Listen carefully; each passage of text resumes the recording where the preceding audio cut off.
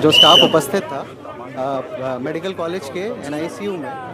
जो स्टाफ उपस्थित था उसके द्वारा जो प्रथम दृष्टया तथ्य आए हैं उसमें लगभग 10:30 से 10:45 के बीच में जो एनआईसीयू है उसमें दो चरण में एनआईसीयू है, एक बाहर की यूनिट और एक अंदर की यूनिट। जो कम क्रिटिकल होते हैं वो बाहर की तरफ रहते हैं, जो ज़्यादा क्रिटिकल होते हैं वो अंदर की तरफ रहते हैं। तो जो अंदर की यूनिट है उसमें संभवतः शॉर्ट सर्किट से आग लगी और उसके बाद जो बाहर की तरफ बच्चे थे वो लगभग सभी बचा लिए गए हैं और अंदर के जो बच्चे थे उसमें से भी काफ़ी बच गए हैं। प्रथम दृष्टया अभी 10 बच्चों के मतलब एक्सपायर होने की सूचना प्राप्त हो रही है और बाकी बचाव कार्य जारी है और पूरा समय रहते जो टीम थी वो लोग पहुंच गई थी, आग की और रेस्क्यू की टीम, और उनके द्वारा सभी लोगों को बचा, काफ़ी बच्चों को गंभीर रूप से घायल है। अभी उसका वो चल रहा है उपचार सभी का। जो गंभीर रूप से घायल है उसकी अभी हम लोग टेक केयर कर रहे हैं, कितने हैं उसकी सब सूची बना के। बच्चे थे सर आग लगने के प्रथम दृष्टया कारण जो वहाँ पे स्टाफ ऑन ड्यूटी था उसके द्वारा यही बताया गया कि शॉर्ट सर्किट स्पार्क हुई अंदर वाली यूनिट में प्रथम दृष्टया। इसके लिए एक जांच कमेटी कमिश्नर सर और डीआईजी सर के उसमें बना दी गई है जिसके संबंध में माननीय मुख्यमंत्री जी द्वारा रिपोर्ट। नमस्कार साथियों, आप देख रहे हैं हिट न्यूज टीवी और मैं हूं हरनाम सिंह बड़वाल। दोस्तों, आपने अभी इस वीडियो में सुना, ये झांसी के डीएम बोल रहे हैं, पत्रकारों के सवालों का जवाब दे रहे हैं और इसके पीछे वजह ये रही कि बीती रात 11:15 बजे यानी 10:45 पर महारानी लक्ष्मीबाई मेडिकल कॉलेज के अस्पताल के अंदर जो शिशु वार्ड है उसमें अचानक तेज आग की लपटें निकलने लगी और ये इसे आप हादसा कहें या स्वास्थ्य विभाग या जो प्रशासन है उसकी लापरवाही देख समझे, क्योंकि ये लापरवाही मानी जाएगी। क्योंकि जब भी अब जैसा कि वो बता रहे हैं कि ये शॉर्ट सर्किट का मामला है, यानी बिजली की तारें आपस में भिड़ गई, लेकिन भिड़ने पर उसके बाद आगजनी जो आग फैलती है उसमें कुछ समय तो जरूर लगता है, लेकिन प्रशासन की स्वास्थ्य विभाग की इतनी लापरवाही। अंदर वैसे तो अस्पताल 2400 घंटे, बड़ा अस्पताल जो खुला रहता है उसके अंदर लोगों की आवाजाही, अंदर बाहर लोग आते जाते रहते हैं, लेकिन किसी को भनक नहीं लगी। जब ये शॉर्ट सर्किट का मामला सामने आया तो वहाँ कोई भी आसपास में नजर नहीं आया और जो आम जो पेशेंट थे, मरीज थे या उनके साथ उनके परिजन थे, अब वो तो क्या कर सकते थे, वो तो जैसे तैसे अफरा तफरी मची, अचानक लाइट गुल हो गई, अंधेरा छा गया और इस अंधेरे में अफरा तफरी मच गई, हाहाकार मच गया, क्योंकि छोटे छोटे बच्चे जो है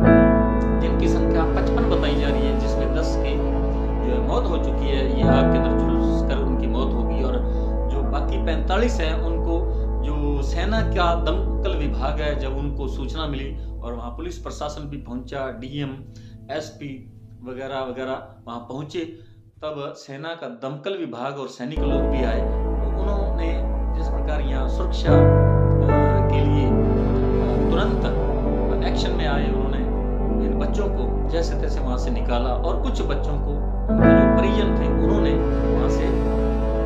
बाहर निकालने में कामयाब रहे, लेकिन आग इतनी तेजी से फैली कि किसी को संभलने तक का मौका नहीं मिला। अब इसका जिम्मेदार किसको ठहराया जाए? ये तो सरासर प्रशासन की गलती है। स्वास्थ्य विभाग की जांच अब बैठा दी गई है और जो सीएम है, उप मुख्यमंत्री ब्रजेश पाठक, उनकी वहाँ ड्यूटी लगाई गई है। सीएम योगी आदित्यनाथ ने उन्हें तुरंत वहाँ भेजा घटनास्थल पर और 12 घंटे के अंदर स्वास्थ्य विभाग को जांच रिपोर्ट प्रस्तुत करने के सख्त निर्देश दिए गए और योगी आदित्यनाथ ने यह भी कहा है कि जो दोषी कर्मचारी हैं, स्वास्थ्य विभाग के जो अधिकारी हैं या वहाँ का जो प्रशासन है, उसके विरुद्ध कड़ी से कड़ी सख्त कार्रवाई की जाएगी। और जो राज्य सरकार है, योगी आदित्यनाथ ने कहा कि वो इन परिजनों के साथ जिन बच्चों की मौत हो चुकी है, उनके जो परिजन हैं या जो अन्य जो घायल हैं, उनके साथ साथ खड़ी है और किसी दोषी को बख्शा नहीं जाएगा। और ये तो अक्सर होता है, इस प्रकार की बातें तो होती रहती हैं, लेकिन एहतियातन वहाँ किस प्रकार की व्यवस्था थी, इस पर सवाल खड़े हो रहे हैं। लेकिन जैसे तैसे अब लीपापोती की जा रही है, 12 घंटे के अंदर रिपोर्ट भी आ जाएगी और योगी आदित्यनाथ जो है वो सख्त फैसले लेने के लिए वो जाने जाते हैं और तुरंत फैसला भी होगा। लेकिन क्या इन अधिकारियों के घरों पर बुलडोजर चलेगा जो दोषी पाए जाएंगे? क्योंकि योगी आदित्यनाथ ने ऐसा ही किया। आरोपी जो एक विशेष समुदाय के लोगों के घरों पर तो तुरंत आरोप लगने के तुरंत बाद उनके घरों पर बुलडोजर चला दिया जाता था। हालांकि अब सुप्रीम कोर्ट ने जो है हंटर चलाया है योगी सरकार पर और ये कहा है कि ये बुलडोजर की जो राजनीति हो रही है ये बिल्कुल संविधान के खिलाफ है, उसे अवैध घोषित कर दिया गया है। सुप्रीम कोर्ट ने ये तो फैसला दे दिया है, लेकिन जितने हजारों घर वहां गिराए जा चुके हैं और जो दोषी अधिकारी हैं जिन्होंने ये घर गिराए हैं उनके विरुद्ध क्या कार्रवाई होगी, इस पर तो ये अभी तक संशय बना हुआ और जाहिर है ऐसा कुछ नहीं होगा, उनके विरुद्ध कोई कार्रवाई नहीं होगी। अगर इस प्रकार की व्यवस्था की जाए, उनके विरुद्ध कार्रवाई सख्त कठोर कार्रवाई की जाए तो किसी की जरूरत नहीं होगी कि ऐसा अधिकारी कोई भी इस प्रकार का कदम उठाएगा, आम लोगों को परेशान करेगा, तंग करेगा, बगैर नोटिस के बिना सूचना दिए ही उनके घरों पर बुलडोजर चल जाएगा। अब ये मामला फिर हम उसी बात पर आते हैं कि इन बच्चे जो मासूम थे, जिन्होंने अपना भविष्य संवारना था, जो बड़े होते, पढ़ लिख कर देश का भविष्य बनते, देश का भविष्य संवारते, उन्होंने पता नहीं क्या का बनना था। हो सकता है उनमें कुछ राजनीतिक लोग बनते, कुछ प्रशासनिक अधिकारी बनते, IPS IAS अधिकारी भी बनते और उनको एक बड़ी जिम्मेदारी भी सौंपी जा सकती। पढ़ लिख कर पता नहीं देश के भविष्य में वो क्या रंग लाते, क्या चमत्कार करते, लेकिन उनके ये जो कलियां थी ये फूल बनने से पहले ही मुरझा गई। इनके साथ इस प्रकार का ये जो प्रशासन का ये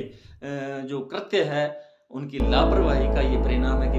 10 बच्चों की मौत हो चुकी है और 45 बच्चों को हालांकि बचा तो लिया गया है, लेकिन प्रशासन कहीं ना कहीं इसमें बिल्कुल दोषी है। अब उन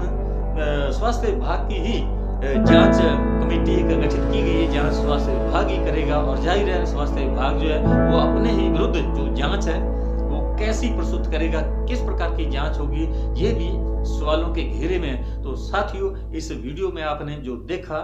जो DM है वो भी लीपापोती कर रहे थे और जिस प्रकार ऊपर से राज्य सरकार के CM या CMO से जिस प्रकार के दिशा निर्देश हैं, उन्हें जिस प्रकार की बयानबाजी के लिए अधिकृत किया गया वो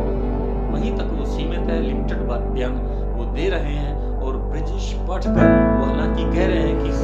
जो दोषी या अपराधी कर्मचारी होंगे उनके विरुद्ध कार्रवाई की जाएगी। यहाँ जो अलार्म लगा था वो भी अलार्म जो है वो नहीं बजा और लोग जो है वो अपने व्यस्त थे अपने कामों में, या जो वहाँ जो कर्मचारी हैं वो भी अपने काम में व्यस्त थे, किसी को नहीं पता चला। अगर अलार्म बज जाता तो अचानक वहाँ जो लोग हैं कर्मचारी इधर उधर भागकर वो देख रेख करते, किसी को पता चल जाता और इस पर नियंत्रण किया जा सकता था। लेकिन ये जो व्यवस्था वो फेल साबित हुई। यहाँ हालांकि मॉक ड्रिल भी कुछ दिन पहले मार्च और जून में मॉक ड्रिल भी हुई थी कि अगर इस प्रकार की घटना अचानक घट जाती है तो उसके लिए किस प्रकार के बंदोबस्त किए जाएंगे और क्या तैयारी की जाएगी या उस पर नियंत्रण के लिए क्या किया जाएगा। इस प्रकार की ये मॉक ड्रिल भी की गई थी, लेकिन उसके बावजूद इस प्रकार की घटना अगर घट जाती है तो उसमें अब जो वहाँ का जो स्वास्थ्य विभाग है उस पर सवाल खड़े हो रहे हैं और राज्य सरकार पर भी सवाल खड़े हो रहे हैं कि इस प्रकार की जो योगी जी हैं वो इतना सख्त और कहते हैं कि उनके राज्य में किसी प्रकार की भी कानून व्यवस्था जो है वो लचर नहीं है और एकदम चुस्त दुरुस्त प्रशासन है और कानून व्यवस्था बिल्कुल अच्छे से यहाँ चल रहा है। लेकिन इस प्रकार की जब घटनाएं सामने आती है तो पोल खुल जाती है और पता चल जाता है कि किस प्रकार की वहाँ कानून व्यवस्था है, वहाँ का किस प्रकार का जंगल राज है। तो साथियों, हमारा ये वीडियो आपको कैसा लगा कमेंट बॉक्स में जरूर लिखकर बताइएगा। यदि आपने अभी तक हमारे हिट न्यूज़ TV चैनल को सब्सक्राइब नहीं किया तो सब्सक्राइब कर लें। इस वीडियो को अधिक से अधिक शेयर करें, लाइक करें। आपका बहुत बहुत शुक्रिया, धन्यवाद। राम राम, सत श्री अकाल।